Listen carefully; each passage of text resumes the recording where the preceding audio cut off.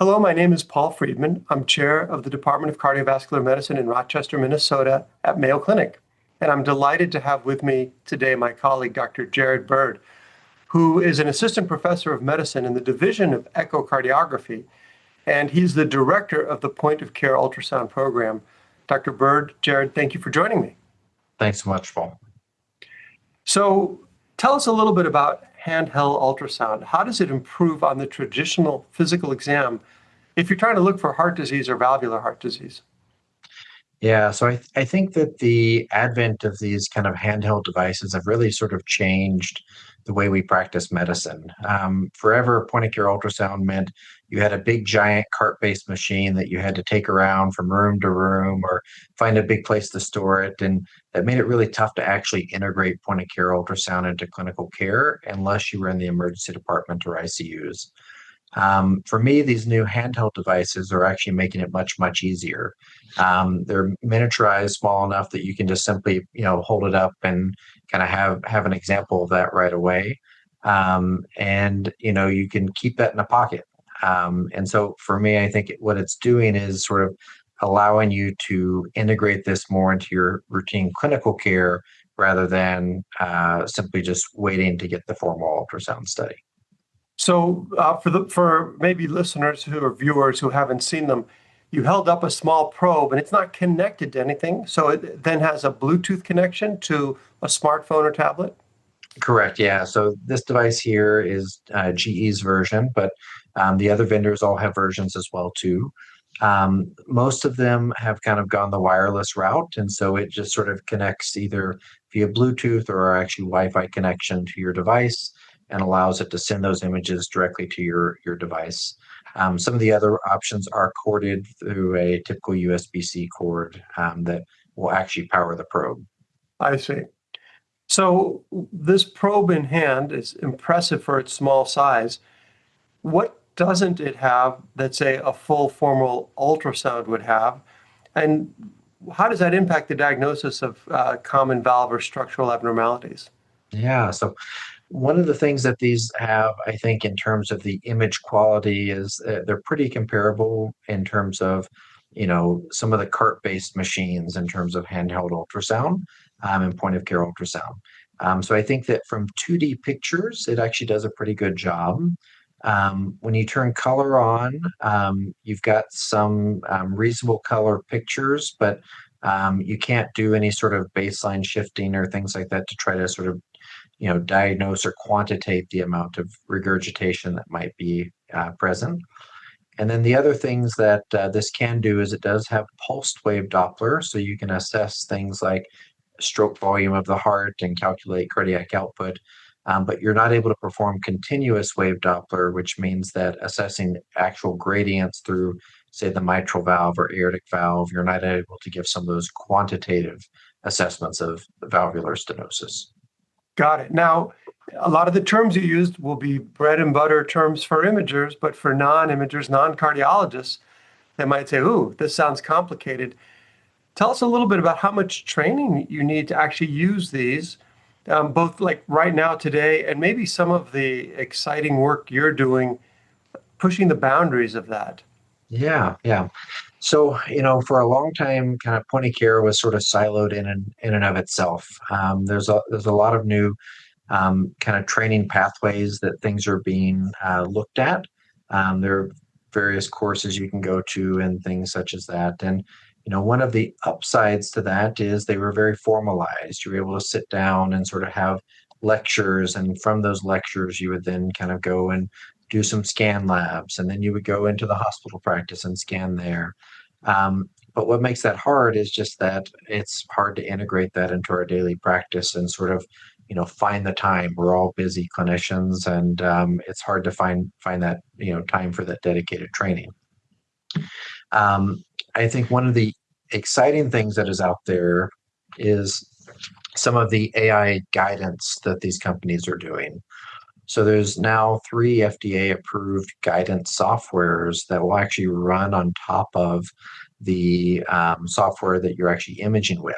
And so that'll help guide you with, where do I put my hand? Where's the probe go? Do I twist? Do I rotate? Do I tip in, out? and it just sort of gives you a sense of kind of where to put the probe in order to help kind of obtain some higher quality images than maybe what you'd be able to do if someone just handed you the probe and said, go do it.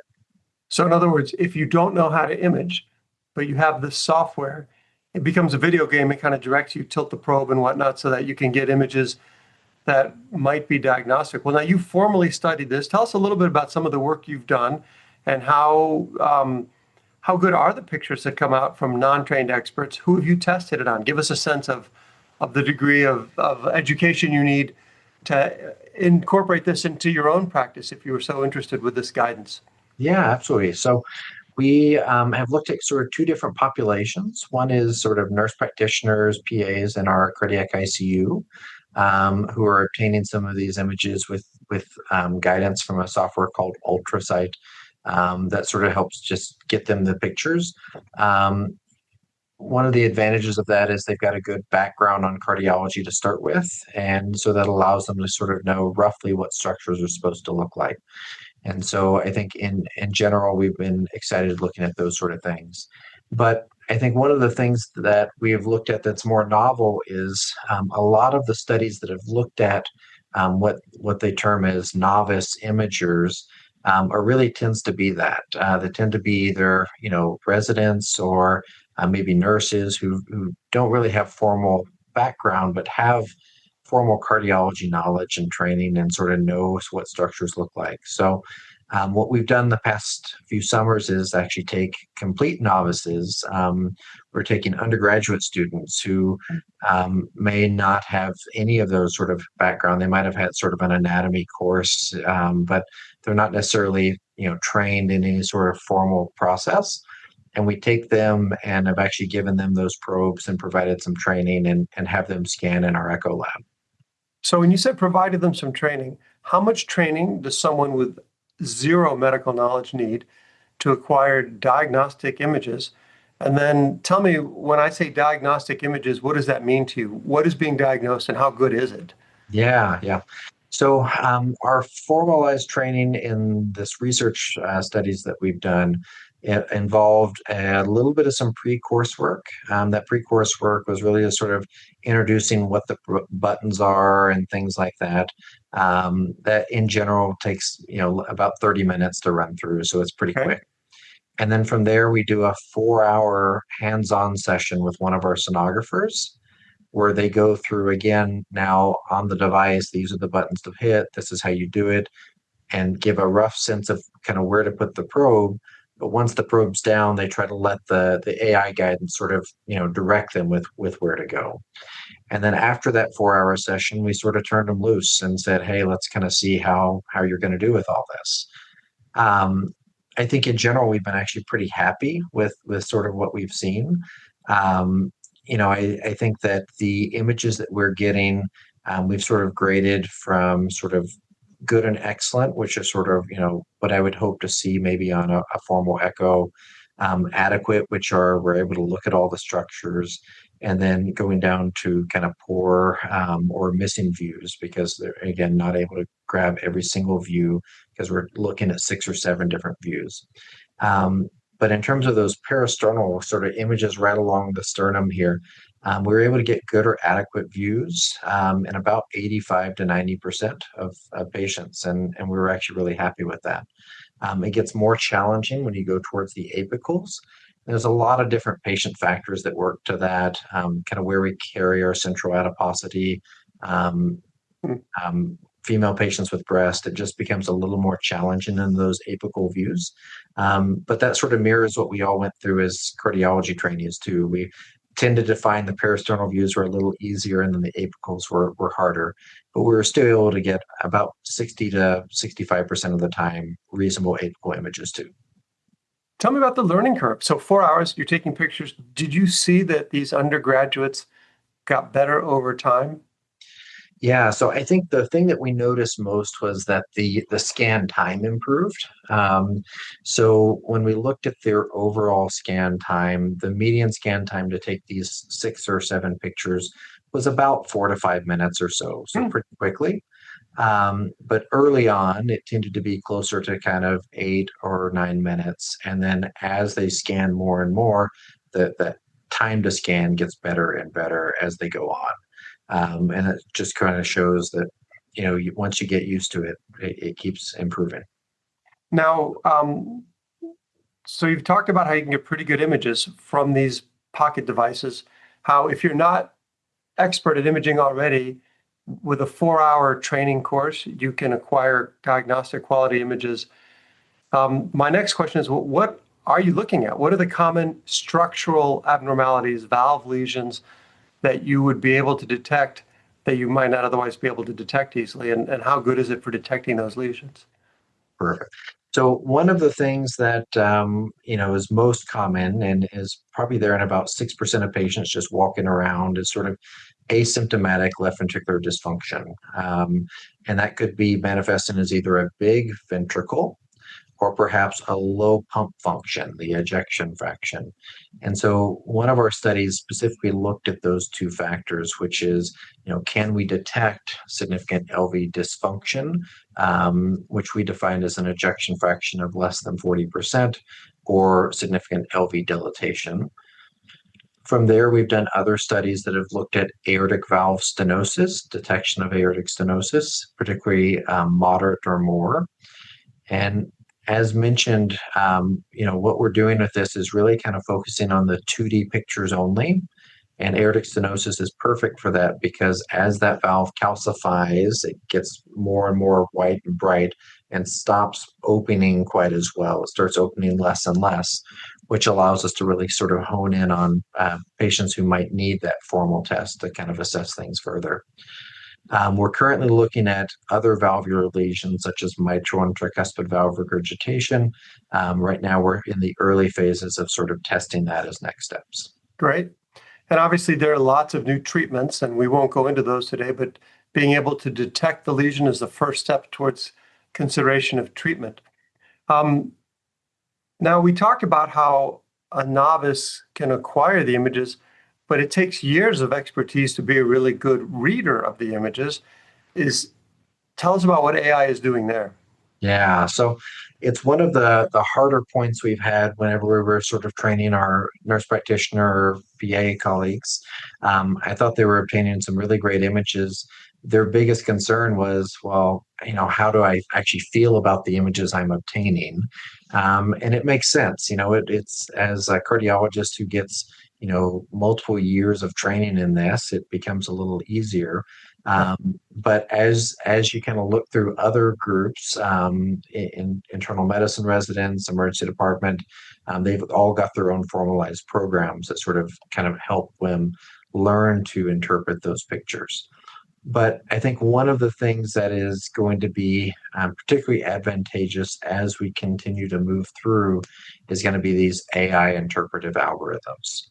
And so what you can imagine is a future where perhaps you get the picture and then it allows you to say, hey, the likelihood of low pump function is this, or the likelihood of significant aortic valve stenosis is this.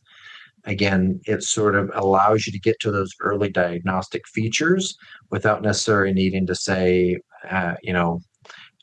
can you interpret the image that's in front of you? It is remarkable to me what AI can pull from an ultrasound image. I was struck by the paper that showed that not only from a video of an ultrasound, but a still frame of an ultrasound, AI can determine the ejection fraction very reliably. And if the ultrasound was taken of a man or a woman, and how old that man or woman is. So it really is the amount of information encoded into our bodies that backscattered ultrasound detects that can be processed with these neural networks is mind-blowing. Which leads to another question. Will stethoscopes go away? Yeah, so it's a common debate that you hear from some of our colleagues within the group. Some of our colleagues, like Dr. Nishimura, are very strong advocates that the stethoscope will never go away. And he is truly a master of the physical exam. But I think as time goes on, it becomes harder and harder to be truly a master of physical exam because we don't have those, mentors sitting next to us saying, oh, do you hear that opening snap right there? It's harder and harder to detect, I think, for most of us. But You can imagine a future where instead of having having the stethoscope, perhaps you just have one of these devices that sits in your pocket, and you can, instead of doing that portion of the exam, just prop the probe on the chest and sort of, look for some very quick features. The way I think about it is, if imagine in your mind's eye a winding river and a waterfall and some rapids, you could listen to it and try to figure out its course and what it's doing, or just look at a picture of it and immediately know, which Yeah, is a yeah. compelling argument for why ultrasound is just so powerful. Now, last thing before we end, you're involved in some research, we're both involved in some research, looking at the role of AI ECG followed by AI echocardiography to screen for hidden heart disease. Why don't you tell us a little bit about that and how we hope to change practice with that? Absolutely. Yeah, we're really excited about this because AI ECG is an incredible screening tool. It really does allow, with excellent negative predictive value, to sort of look at some of these features and sort of with just that quick ECG, allow you to really sort of say, hey, yes, no, do I need to worry about this as a potential etiology? And so I think AI ECG has been a incredibly powerful thing as we look through sort of the screening of these patients. The challenge becomes, as we get some of these results, we really need to make sure that we're not really adversely affecting our downstream testing, because as with most places, we're extremely limited in our ability to just add on more and more echoes with time. Sonographers are at a premium, I think, for us as well as many other institutions. And Hmm. so I don't think we can screen all of these patients with echocardiograms. And so what we've asked ourselves here at Mayo is, can we add a new layer of focused cardiac ultrasound, or AI enhanced focused cardiac ultrasound for the AI guidance, to really then allow us to further screen for these conditions in a way to help triage which direction do we send them? Do we kind of rule out these rare pathologies, or is there enough here on the focus exam to say, hey, no, they do need to go to that next diagnostic formal echocardiogram? So the screening pathway would be AI ECG, maybe a handheld device, immediate result, normal, you're good to go, abnormal, get a focused cardiac ultrasound, AI guided acquisition, so a non-expert acquires it, AI read, and then to cardiology if there's a finding. Where would this be done? Is this in the clinic? Is this in a primary care clinic? Yeah. So we've looked at doing it in our ECG lab to start with, because that was, the natural evolution is, Mhm. let's get it into the ECG lab first and sort of see how that pathway works. And I think we've proven that it works there. But to truly get to community screening, we need to get to patients who aren't getting those regular screenings to start with. If you're in the ECG lab, someone already thought you had enough cardiac pathology to order an ECG. So how do we get those other patients? And so really, I think that's kind of what we're looking at next is, do we go into nursing homes? Do we go into pharmacies? Do we go into the local Walmart? Sort of finding those avenues to sort of help address those disparities of healthcare that exist here as well as other places.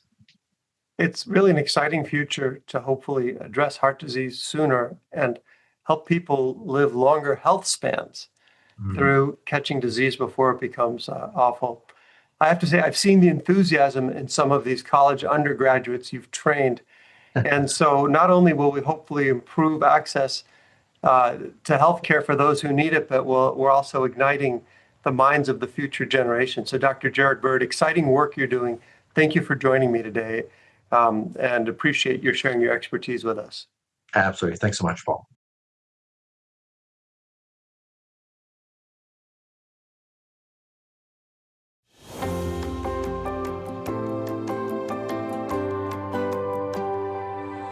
At Mayo Clinic, relentless learning fuels world-class care. I'm Dr. Benjamin Hibbert, Chair of the Division of Critical Care Cardiology. If today's episode gave you a fresh insight, imagine what a full course can do for you and your patients. Head to cveducation.mayo.edu and explore our live and online programs, quick on-demand modules, and CME-accredited masterclasses created and taught by the very voices you trust here. Join thousands of clinicians who've already turned curiosity into expertise. Level up your practice now at cveducation.mayo.edu.